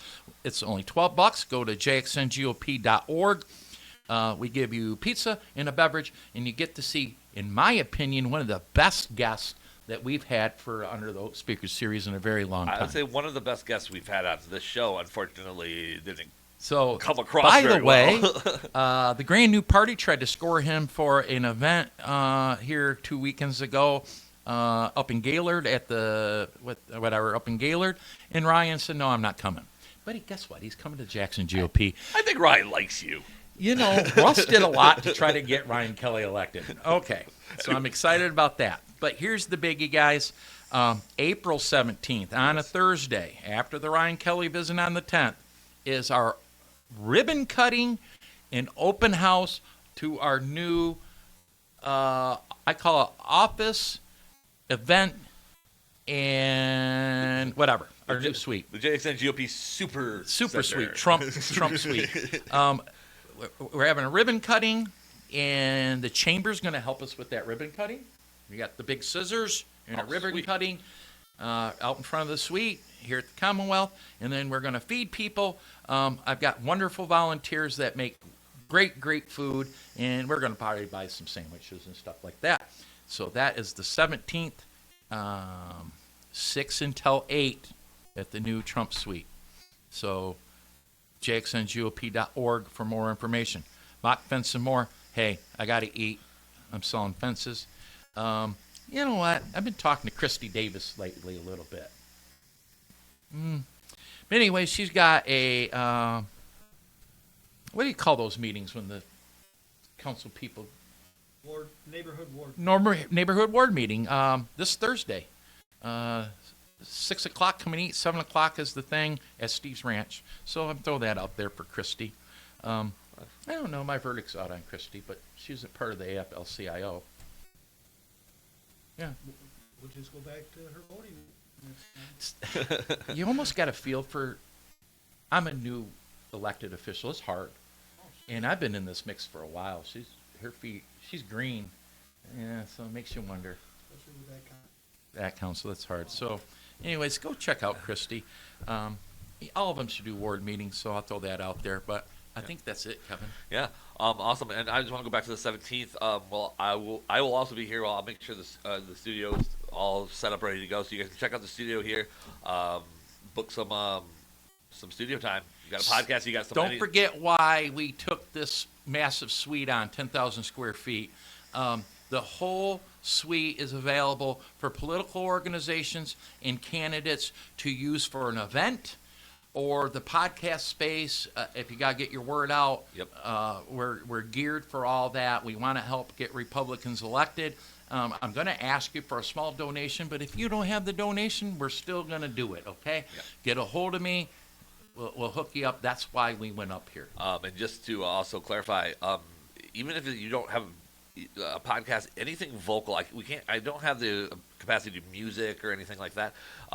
But if you have anything you want to record with vocals, we have everything. 5-minute clips, 15-minute clips. Whatever you need, You know, video, vocal, audio, whatever you want to do, we pretty much have everything we need. And if you haven't been able to tell, chairman of the Jackson County Republican Party, Jennings, is not resting on his laurel after getting Donald Trump as, Well, he as our president right now because he won But- Jackson County Yep. and the big. That's a huge one. Big, and which propelled him to win the rest of the state also.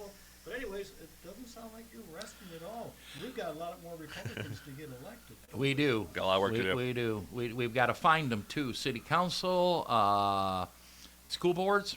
That's a big one. We're lacking in that. We got to find school board candidates. I know these are all nonpartisan, but, you got to find conservative candidates to fill school board Nonpartisan, positions, yeah. city council, possibly mayor.